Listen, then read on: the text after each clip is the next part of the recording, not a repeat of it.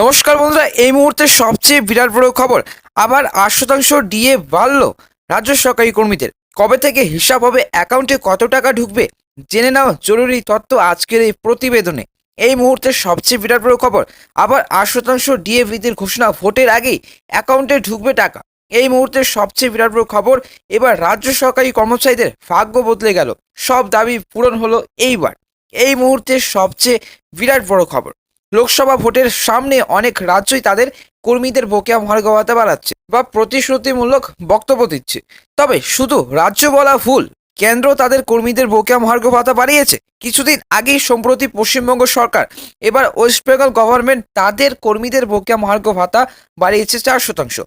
এখন তাদের বকেয়া মহার্ঘ ভাতা পরিমাণ 14%, কেন্দ্রের থেকে অনেকটাই কম। আর এর জেরেই জোরদার কিন্তু এবার আন্দোলন লেগেই আছে। এই মুহূর্তের সবচেয়ে যে খবর, সেটি হলো সংগ্রামী যৌথ মঞ্চে যে পশ্চিমবঙ্গের রাজ্য সরকারি কর্মীরা অনেক দিন ধরে আন্দোলন, লাগাতার অনশন চালিয়ে যাচ্ছে। তবে এই মুহূর্তে সংগ্রামী যৌথ মঞ্চ আন্দোলন, ধর্ণা, বিক্ষোভ করেই কিন্তু চলেছে। এবার তাদের দাবি, তাদের কেন্দ্র হারে ডিএনএস অ্যালাউন্স দিতে হবে। আবার গত পরশুদিন 11ই মার্চ 2024 উত্তরপ্রদেশ ইউপি সরকারও কিন্তু রাজ্য সরকারি কর্মচারীদের বকেয়া মহার্ঘ ভাতা বাড়িয়েছে। আর এবার কর্ণাটক রাজ্য সরকারি কর্মচারীদের বা কর্মীদের বকেয়া মহার্ঘ ভাতা বাড়ানোর সিদ্ধান্ত নিয়েছে। এবার কর্ণাটক সরকার তাদের রাজ্য সরকারি কর্মীদের ডিএনএস অ্যালাউন্স 38.75% থেকে 42% করার সিদ্ধান্ত নিয়েছে। লোকসভা নির্বাচনের যে আগে কর্ণাটক এবার রাজ্য সরকারি কর্মীদের জন্য এই খবর সুখবর।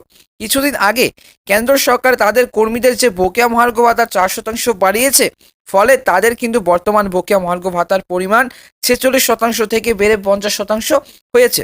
তবে এই মুহূর্তে যেটা জানা যাচ্ছে, তবে এই মুহূর্তে এরপর থেকে একে একে কিন্তু অনেক রাজ্য তাদের কর্মীদের বকেয়া মহার্ঘ ভাতা বাড়িয়েছে।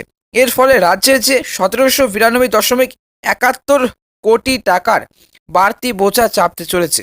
কেন্দ্র সরকারি কর্মীরা বর্তমানে 50% করে ডিএ এবং ডিআর পাচ্ছেন। ফলে এই বর্ধিত ডিএ কার্যকর হচ্ছে 1 জানুয়ারি 2024 থেকে।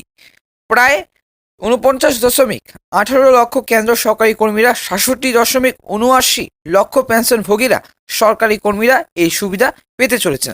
তবে রাজ্য সরকারি কর্মীদের যে বকেয়া মহার্ঘ ভাতা বা কর্মচারীদের জন্য এবার ডিএনএস অ্যালাউন্স বৃদ্ধির, বেতন বৃদ্ধির একটি পর্যায়ে পরিণত হয়েছে। একটি বিশেষ পদ্ধতিতে তার পরিগণনা হয়ে থাকে। আর এই বৃদ্ধির ফলে লক্ষ লক্ষ কর্মীদের কিন্তু এবার কর্মীরা দীর্ঘদিন দাবি এক মুহূর্ত পূরণ হলো বলেই কিন্তু মনে করেছেন অনেকে। এই ঘোষণা শুধুমাত্র কর্ণাটকেই নয়, কর্ণাটক রাজ্য সরকারি কর্মচারীদের জন্য।